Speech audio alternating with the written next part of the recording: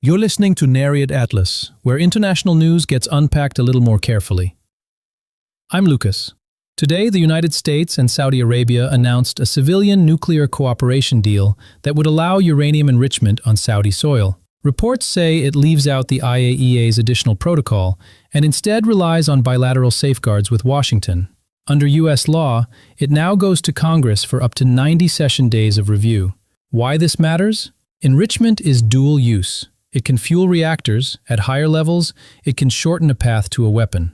In a region already tense over Iran, Israeli and regional officials are signaling concern, and nonproliferation experts are focused on the precedent Washington may be setting. The core tension here is simple. Can something billed as nonproliferation also normalize enrichment? The details get trickier the closer you look. The deal's label promises restraint, while its terms leave room for a capability that can outlast the politics around it. Elena's been digging into them.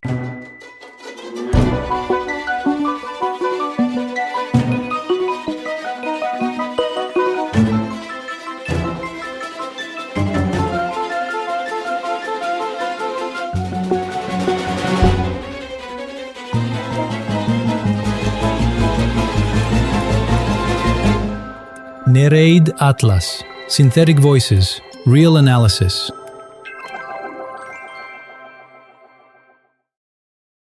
They called it a non-proliferation deal on the same day they gave Saudi Arabia the right to enrich uranium. That's the headline clash right there. So, is that even compatible? Non-proliferation and enrichment?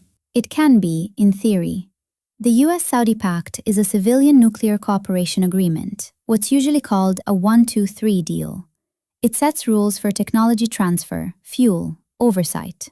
And the part everyone's circling in red is the enrichment. Yes, enrichment and reprocessing are the steps that get you from power to potential weapons. Not automatically, but they shorten the path. The striking detail, reported in Haaretz, is that the pact omits the IAEA's Additional Protocol, which is the intrusive inspections regime. So the stronger flashlight is off the table. Exactly. You still have standard safeguards, but fewer unannounced visits, fewer tools to detect hidden sites. Meanwhile, Washington's Energy Department told outlets this advances nonproliferation. The Hindu even quoted it as laying the legal foundation for that. The word foundation is doing a lot of work. It usually does. The mechanics matter. A gold standard 1-2-3, like the UAE's, renounces enrichment entirely. This one doesn't. And instead of the Additional Protocol, there's a separate bilateral safeguards deal. Is a bilateral deal good enough? It's better than nothing, but it's not the global norm setter the IAEA is. It ties access to a US-Saudi understanding, which can be narrower and more political. And the framing? Because I noticed the split. Some pieces said historic, others felt anxious. France 24 focused on the signing moment. Energy Secretary Chris Wright with Prince Abdulaziz bin Salman, the pageantry. European headlines used historic. Regional outlets flagged the proliferation risk directly.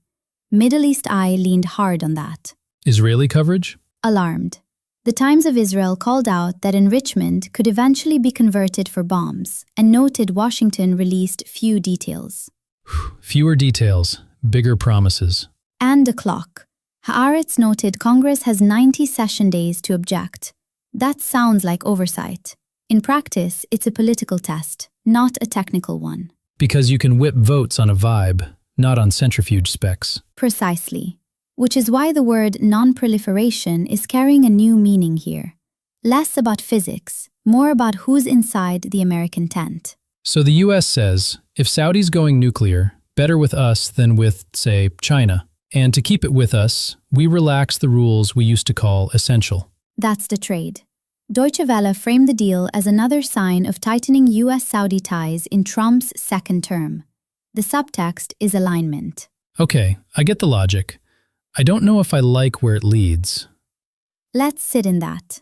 Because the real question is, did Washington buy influence or sell the definition of non-proliferation to get it?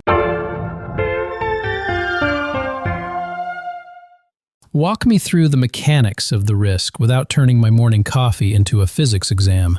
I'll spare you equations. Enrichment for reactors usually stops at low levels. The same machines run longer, produce higher-grade material. The additional protocol is designed to catch secret pathways to that. Without it, detection gets harder. So you build a door to clean energy, and a hallway appears that could lead somewhere darker. And the hallway's length depends on politics. Riyadh says it's civilian, the deal calls it civilian, but the capability is the capability. Which is why Israeli media reacted the way they did. Yes, also precedent. The UAE accepted the no enrichment gold standard. If Saudi gets enrichment, others, Egypt, Turkey, will ask for symmetry. That's where regional coverage reads this as a cascade risk, not just a Saudi story. And the US answer is, we've got safeguards. And contracts, billions in reactors and services. The Energy Department told reporters this serves economic and strategic objectives. It's a partnership pitch as much as a safety one. Jobs, influence,